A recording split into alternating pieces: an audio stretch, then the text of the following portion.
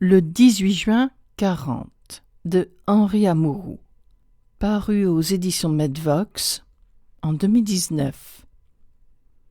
Avant-propos. Un jour historique, c'est d'abord un jour comme les autres. Pour les millions de Français qui l'ont vécu, ce 18 juin 1940 est un jour aussi triste que les autres. Plus triste peut-être. L'armistice vient d'être sollicité par le nouveau gouvernement, ce qui signifie que la France renonce à l'espoir d'un miracle militaire. L'armistice n'est pas encore accordé par l'ennemi, ce qui signifie que les avions allemands poursuivront leurs bombardements, que les réfugiés continueront leur marche inutile, que jusqu'au dernier instant du dernier jour, des soldats accepteront d'offrir leur vie pour une cause officiellement perdue. Oui, un jour comme les autres. Des millions de Français tout à la fois espèrent et redoutent l'armistice. Il mettra fin à leurs souffrances, mais aussi à leurs fragiles espoirs d'une autre Marne, quelque part sur la Loire ou la Dordogne.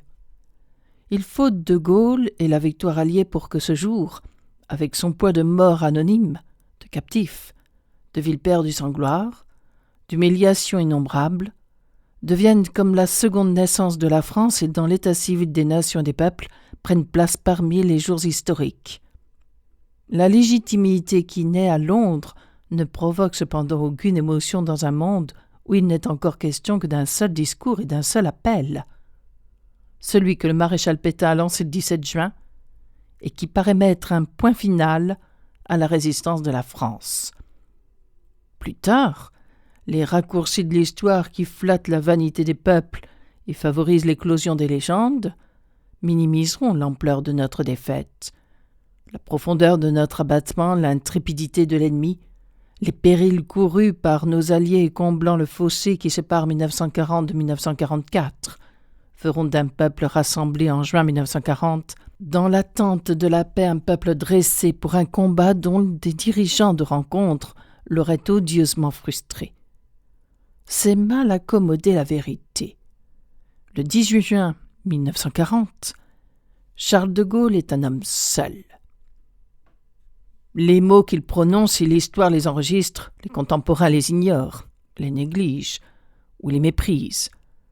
Lorsqu'on leur demandera parfois devant les tribunaux de la Libération « Mais enfin le 18 juin, n'avez-vous pas entendu l'appel du général de Gaulle ?»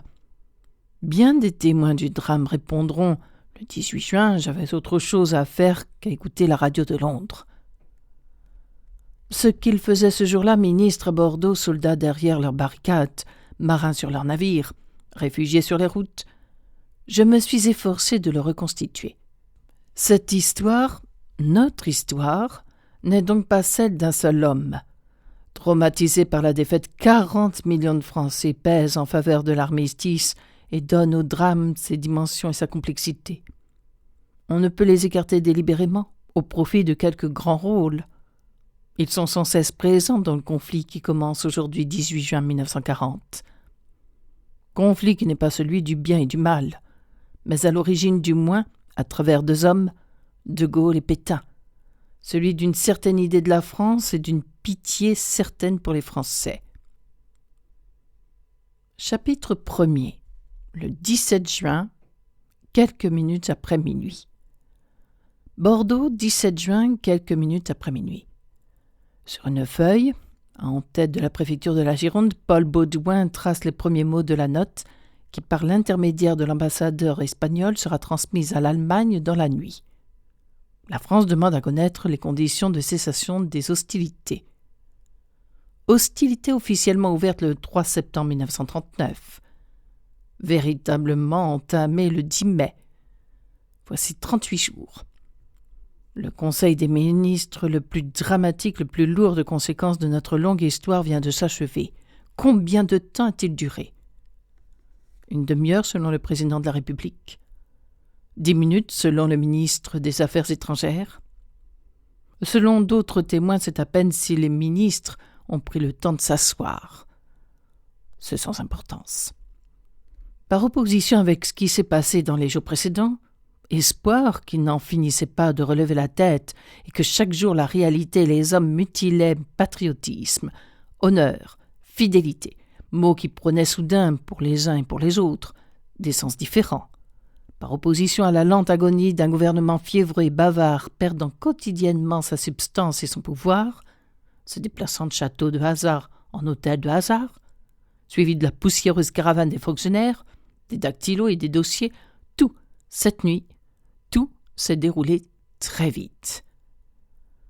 Les hommes rapidement réunis par le maréchal Pétain, si rapidement que le président Lebrun, habitué aux douloureuses crises ministérielles, en sera satisfait et stupéfait.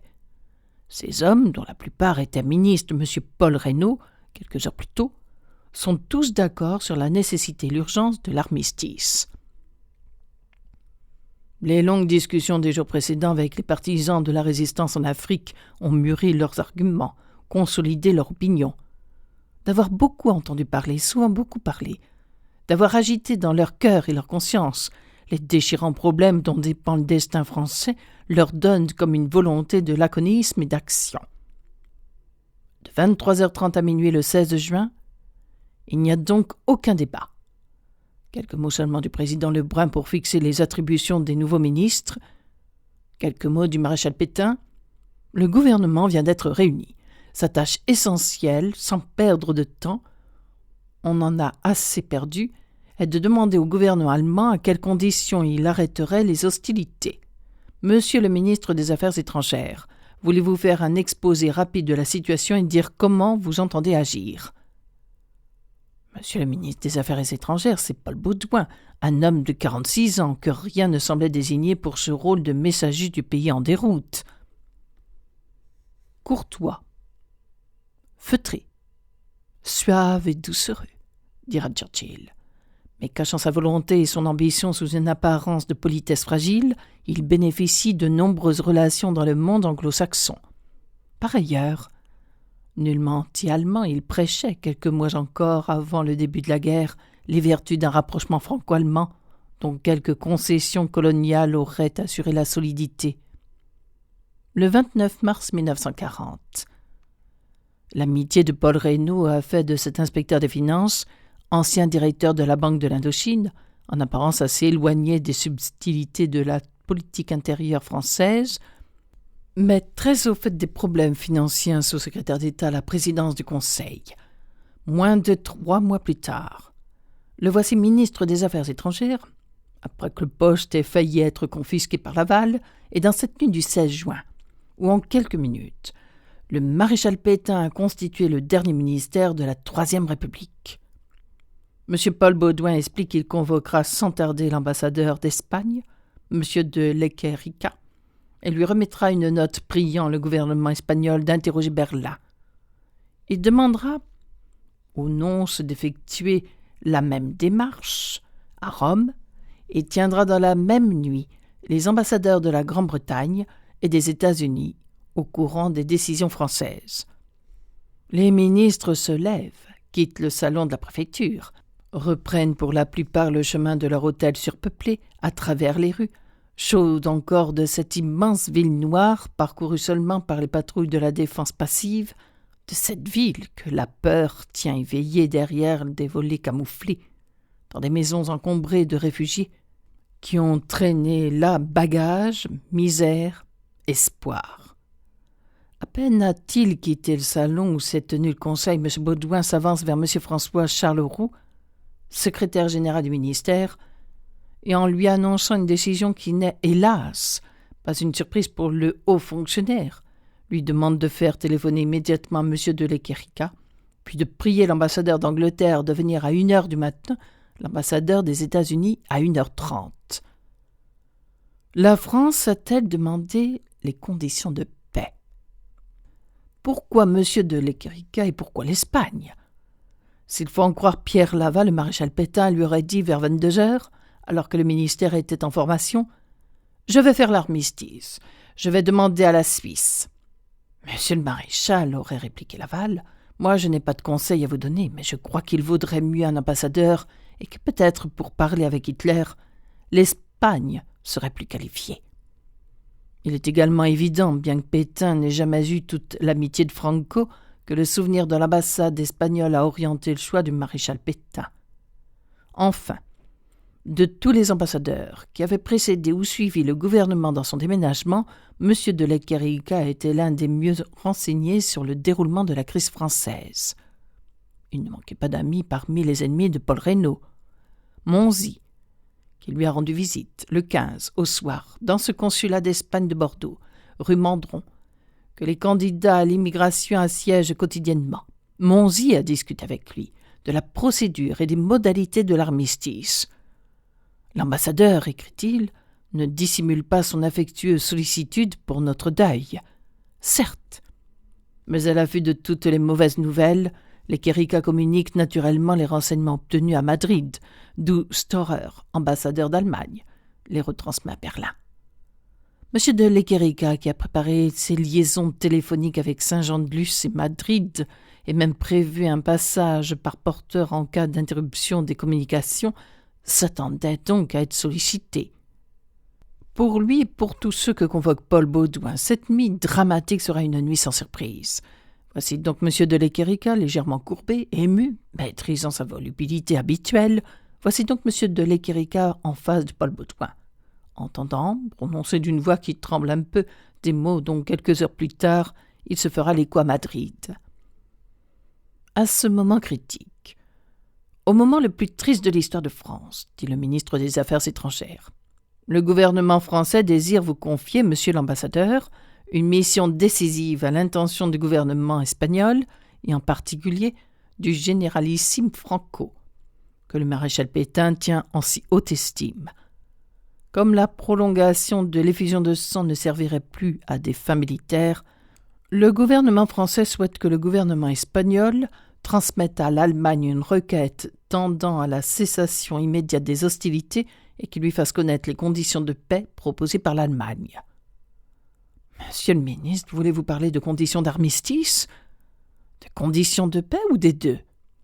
L'armistice étant toujours un expédient temporaire, le gouvernement aimerait également connaître les conditions de paix. Mais il est bien entendu, monsieur l'ambassadeur, que la France, si elle se trouve dans un état de totale défaite militaire face à un ennemi très supérieur en hommes et en armes, ne pourra accepter des conditions incompatibles avec sa dignité et avec son honneur. Elle préférerait dans ce cas transporter son gouvernement hors du territoire métropolitain. M. Baudouin insiste auprès de M. de Lequerica pour que le gouvernement allemand soit prévenu aussi rapidement que possible de la demande française et pour que cessent les bombardements des villes. M. de Lequerica promet de faire diligence. Il téléphonera en clair la note française à Saint-Jean-de-Luz. Là, 2 attachés d'ambassade l'enregistreront et se rendront à Irun, d'où ils appelleront Madrid. Telle est du moins la version de M. de Lequerica, version qui sera constamment démentie par M. Paul Baudouin et par M. Charles Roux, tandis que l'ancien ministre des Affaires étrangères affirme n'avoir jamais parlé des conditions de paix. M. Charles Roux, avec prudence, explique que le ministre a pu, une fois, employer un mot pour un autre. Dès les premières minutes du drame, on se heurte donc aux contradictions des témoins, contradictions qui, aggravées par le temps, augmentent les difficultés des historiens. Paix? Armistice? En faveur de la thèse de M. de Lequerica, le fait qu'il téléphone à Madrid... Nous espérons que vous avez apprécié cet aperçu. Pour continuer à écouter ce livre audio sur Google Play Livres, utilisez le lien dans la description de la vidéo.